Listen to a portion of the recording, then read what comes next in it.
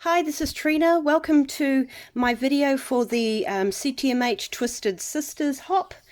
And today I'm going to take a product and twist the intention away from what the original purpose was. I've got a few stamp sets and thin cuts that I'm going to be using. So I'll just show you. The stamp set that I chose today to twist is this birthday borders. And it has this row of candles and the thin cut comes with it. And I've decided instead of candles I'm going to twist this and use this thin cut to make some grass. And then I did a partial die cut. So I put my die on and put my plate so that it wouldn't go right through and cut a short piece. I cut part of it and then moved it along, and then I put my plate back this other way hanging off, cut a bit more, and then moved it again and cut it so I'd get one long strip. I've got a base card. I cut this at 7 by 8 1/4 and scored it down the middle at 3 1/2, and this is cut at 3 by 8 so that it can nest up like that and just have a little border. I have another piece here that's 2 by 8 and I've scored it lengthways down the center at 1 inch. And folded it. That's going to be a little pull tab. I wanted something strong, so I'm going to put strong adhesive in here. And just so that it's doubled over, I'll just take some adhesive and glue that down. One of the other stamp sets I'm going to use today is from the Funny Farm. I've got 2 horses that I've already stamped and coloured, and I'm going to pull them along on my card. And I've also taken a retired alphabet die set, this one here, you might remember it, and I've taken the I and I'm going to use that so that I can have my horses move across.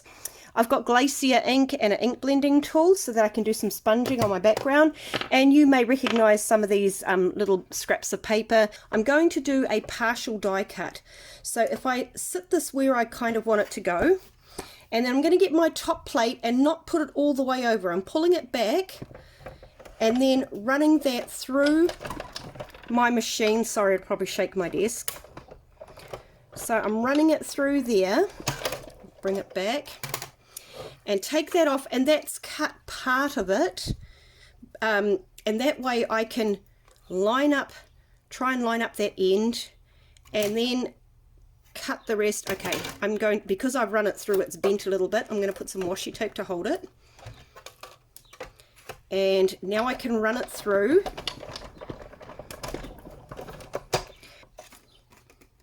Yep, it's given me clouds all the way across, so I'm just going to line that up and just sponge along the edge of this one here. Now you can use these sponge refills, or if you have some of the ink blending brushes, they work just as well. I can move this and I'll try get maybe just a few more little clouds. Just do a little bit along there, and then I'll move it along, bring it on an angle. Here I'm going to tape that into place, and that will just give me a slot. Now you could use a your trimmer and just cut one of those out with a paper trimmer. Just cut a little slot into the background so that you've got a slider space. So there's one. Okay, so I've got my 2 pieces done. This is going to get mounted on foam tape to lift it up, because I've got my pull tab which is going to go behind that. I think I need to do a little thumb notch here. I actually have a thumb notch punch which will allow me, if I just take a nick out of there, you could just cut it with a pair of scissors, so that you've got room to actually grab that tab. Turn it over. I'm going to draw some lines of where I want my slider to go. So I've got some foam tape here. I need to be able to lift it so that there's a channel for my slider pull tab to run through. So I'm going to put foam tape there, one along the top there, and another one along this edge. I'm going to cut that in half and just put one there like a stopper on the end so that it can only slide back that far. Now here's a little tip. You've got the release papers here. I'm going to pull a little bit back and push it down like a tail, and one down this end like a tail, and then this one I'll try and lift that out the side. Now hopefully those tails, I do this often when I'm sticking card fronts on, those tails will let me position this without it grabbing on. So now I can put it in place, gently pull that release paper, and then stick it down so it can grab into place. I've got this little piece here that I'm going to put in the back of that window. I'll cut another piece so that it will fit in that little slot as well. Those are going to hold my horses on. That's as far as they'll slide, is just in that little track. I've just trimmed that down a little bit shorter so it gives me some clearance. Now I'm going to adhere that just along this panel. Line that up there with the edge. And then I'm just going to come in with my scissors and trim that little bit off. I'm going to just put some string lines.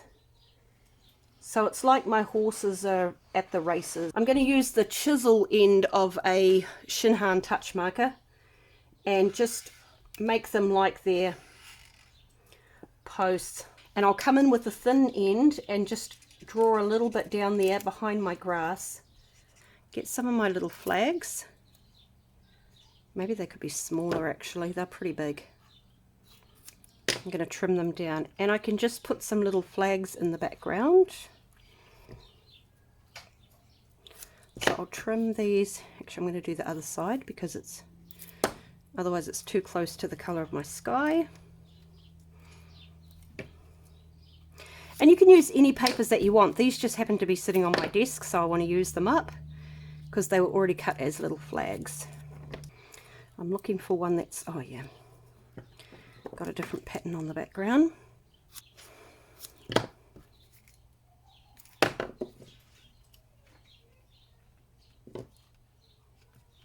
So we're almost done. Now that I've got my flags on, I can peel this up for the horses to go on, and then my other horse goes there. Okay, so there's my little slider card, and my horses can run along. Thanks for watching.